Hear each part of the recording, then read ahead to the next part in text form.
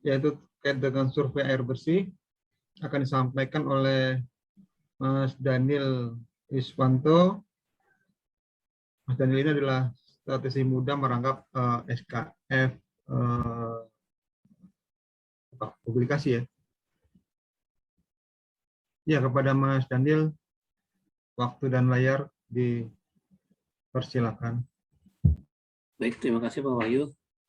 Assalamualaikum warahmatullahi wabarakatuh. Waalaikumsalam. Selamat siang teman-teman semua. Selamat siang juga buat Pak Arianto. Terima kasih. Kemudian terima kasih kepada teman-teman KF yang masih sempat bergabung, yang baik di industri maupun yang Selindo. Izin untuk sharing screen ya.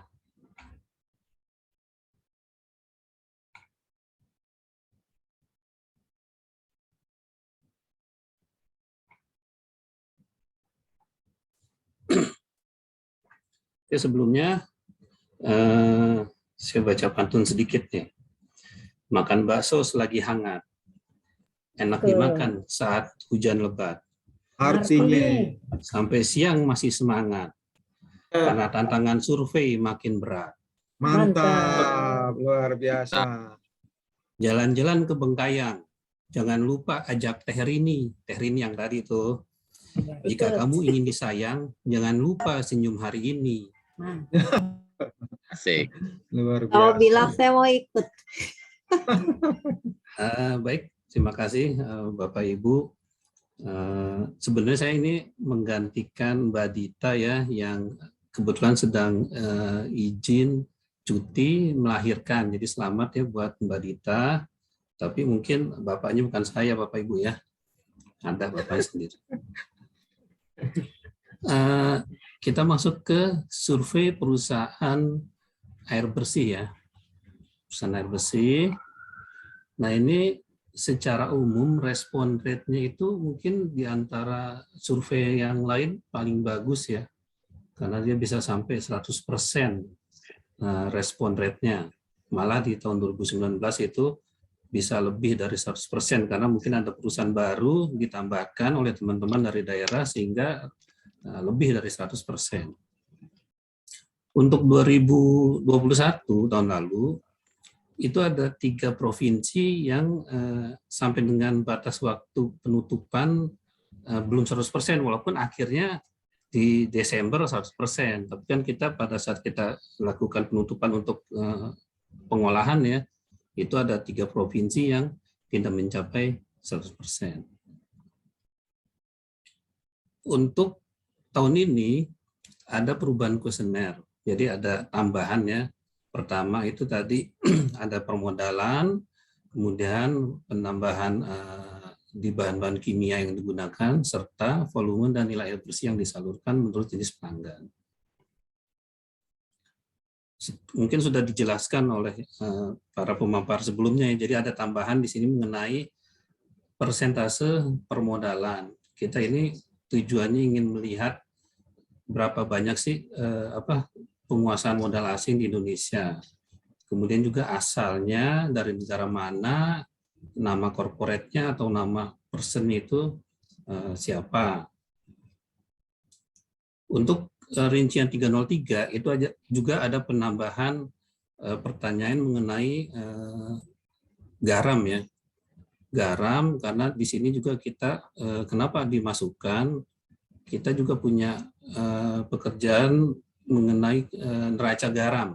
Jadi bukan ada neraca energi, ada juga neraca garam. Nah, kita mengumpulkan salah satu dari sisi pemakainya. Nah, mungkin perusahaan air ini menggunakan garam sebagai proses penjernihan air. Lalu di 504 ada pertanyaan yang baru. Kenapa ini muncul? Jadi tahun lalu itu pada saat publikasi ternyata kita menemukan ada perbedaan yang cukup signifikan ya. Jadi dikatakan bocor juga bukan, tapi dikatakan gimana ya? Jadi antara realisasi penjualan dengan nilai value-nya itu nggak cocok, sehingga kita menduga ada air yang disalurkan tidak yang seperti kategori pelanggan yang sudah kita susun. Mungkin seperti ada bantuan air bersih gratis, umpamanya ada kejadian bencana, ada PDAM memberikan air bersih gratis. Nah, itu tidak masuk ke dalam kategori pelanggan, sehingga untuk tahun ini kita tambahkan pertanyaan tersebut.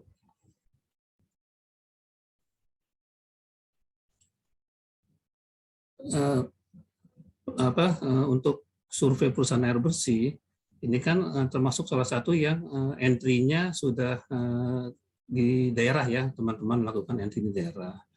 Cuma hanya saja kan kita masih kondisinya clean atau error ya. Jadi clean itu, kalaupun sudah clean, belum tentu isiannya itu dikatakan wajar ya. Jadi walaupun status entry dokumen pada SPE online sudah clean, namun bukan berarti data entry-nya sudah wajar. Pada SPE online, rule validasi yang diterapkan lebih kepada konsistensi antar isian dan kewajaran harga satuan. Jadi artinya ada yang mungkin tidak tercakup di dalam rule validasi. Ketiga, kewajaran data pada masing-masing rincian dan kewajaran data jika dibandingkan dengan tahun sebelumnya belum dapat diterapkan pada SPE online. Sehingga kewajaran terhadap data tahun sebelumnya harus dilihat dari arsip tahun lalu. Kan teman-teman menyimpannya, jadi ke dokumen yang selama ini dikirimkan hanya dalam bentuk file, sehingga kan teman-teman di daerah masih menyimpan. Itu mungkin bisa dilihat keterbandingannya, karena kan kalau umpamanya produksi air bersih itu kan terkait dengan mesin ya, dengan mesin kapasitas sekian liter per detik, tiba-tiba di tahun sekarang meningkat jauh dibandingkan dengan pertambahan penduduk, itu mungkin enggak. Tapi kalau umpamanya dengan tahun sebelumnya naik atau turun sedikit, mungkin itu masih wajar. Nah, itu yang belum diterapkan di program, tapi secara manual kita bisa lihat dari tahun sebelumnya. Begitu pula dengan tenaga kerja. Umpamanya tenaga kerja tahun sebelumnya ada 100 orang, tiba-tiba hanya ada 2 orang, itu kan nggak mungkin tuh.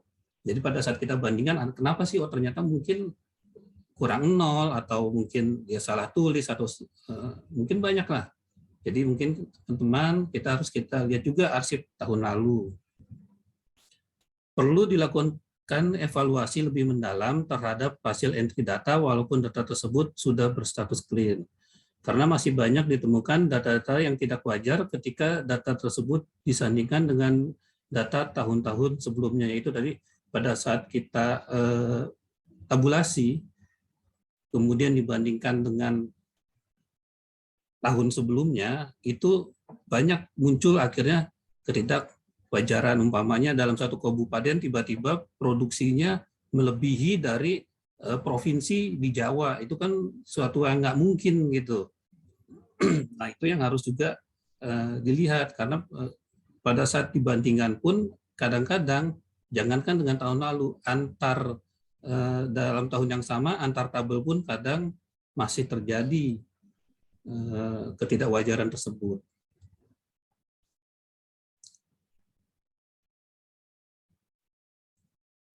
Untuk konsistensi dan kewajaran data, perlu dicek kembali konsistensi dan kewajaran data sebelum data di-entry pada SPE online untuk menghasilkan data yang lebih valid, cross-check data dengan data-data tahun sebelumnya. Jadi artinya kan ada panduan editingnya ya, editing coding, jadi mungkin bisa dilihat di situ juga, umpamanya yang sederhana antara upah gaji dengan jumlah tenaga kerja, kemudian dengan produktivitas yang seperti itu sebelum di-entry.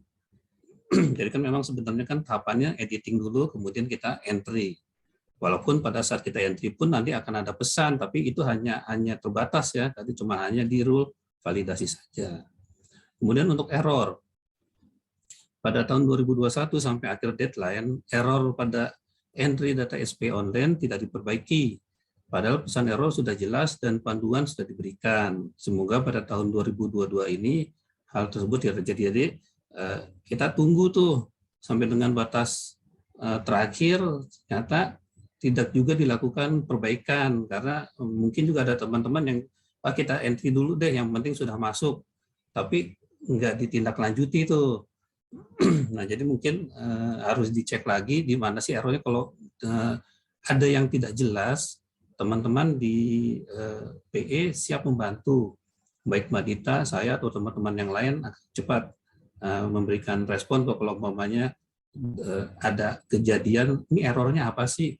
Tahu Mas Aris juga kalau mengenai program bisa ditanyakan ke beliau. Untuk ARC publikasi sertifikat air bersih provinsi, nah kemarin juga ini kan teman-teman dikejar deadline juga ya untuk ARC. Jadi kalau mau cepat, otomatis kan tadi kalau sudah tidak ada error berarti Mbak Dita bisa langsung ngolah tuh. Kalau errornya belum hilang berarti harus diolah lebih dahulu. Kemudian kewajarannya dilihat dulu dengan tahun sebelumnya, antar tabel, sehingga kita belum bisa buru-buru ngasih tuh. Jadi kalau udah clean, udah bagus, baru bisa dikirim ke daerah. Jadi mungkin untuk ARC bisa dikonsultasikan dulu ya dengan teman-teman, dengan Mbak Dita khususnya. Jadi kira-kira kapan sih bisa data itu dipakai buat ARC di provinsi. Terkait dengan sense of data ya, jadi kan visi BPS itu menyediakan data statistik berkualitas untuk Indonesia maju. Artinya berkualitas ini apa sih? Jadi kan kadang-kadang, mohon maaf nih, oh data dari perusahaan seperti itu. Nah, terus kita menyajikannya seperti apa kan gitu. Kan sebenarnya kan informasi itu banyak. Contoh umpamanya nih ya, kita membandingkan dengan data tahun lalu, itu pertama. Terus bisa juga dengan perusahaan sejenis, kalau umpamanya teman-teman yang di provinsi membandingkan antara perusahaan air bersih di Kabupaten A dengan Kabupaten B, jika tidak lengkap kan kita bisa saling melengkapi itu. Mana sih yang kosong? Kemudian di situ kalau umpamanya di kabupaten penduduknya berapa sih? Kira-kira ada nggak sih yang keanehan terjadi? Karena kemarin umpamanya loss air bersih itu pada saat penyaluran sampai 40-50%. Kan nggak mungkin kan, karena kalau sampai segitu, perusahaan kan akan rugi itu. Yang seperti itu kan kita harus lihat, tanyakan kembali tuh pada saat kita belum entry, lihat kewajarannya, atau memang sedang ada kebocoran, sehingga ada beberapa hari nggak bisa disalurkan atau gimana. Jadi artinya sense of data itu juga harus kita miliki. Jadi kalau umpamanya cuman kosongan aja dikirim, terus kita kan memang visinya itu untuk menyediakan data yang berkualitas ya. Pada saat ditanya nanti kita juga bingung jawabnya seperti apa, karena kalau teman-teman di pusat mungkin kita cuman berdasarkan dokumen, tapi kalau pengamatan teman-teman yang di lapangan mungkin lebih tajam ya, karena kan fenomena yang terjadi itu akan lebih akan lebih real di lapangan, karena langsung berdekatan gitu. Seperti mungkin ada kemarin itu pernah saya baca di Bali atau di Surabaya itu kan ada kebocoran sehingga PDAM-nya itu selama beberapa hari tidak bisa berproduksi. Nah kan yang seperti itu sehingga produksi total tahunan mungkin akan berkurang. Nah, yang hal-hal seperti itu kan mungkin teman-teman di lapangan yang lebih tahu ya. Kalau kita hanya bisa membandingkan mungkin dengan dokumen atau dengan kabupaten di sebelahnya, sehingga mungkin tidak akurat. Nah, kalau tidak akurat, otomatis kita tidak akan bisa menghasilkan statistik yang berkualitas. Jadi mungkin itu saja yang bisa saya sampaikan. Mohon maaf jika ada kesalahan dalam penyampaian atau kata-kata saya yang menyinggung teman-teman semua. Nggak ada niatan saya cuma ingin kita bekerja sama, kita berkolaborasi sehingga data yang kita hasilkan akan semakin lebih baik. Mungkin itu yang saya dapat saya sampaikan. Terima kasih. Assalamualaikum warahmatullahi wabarakatuh.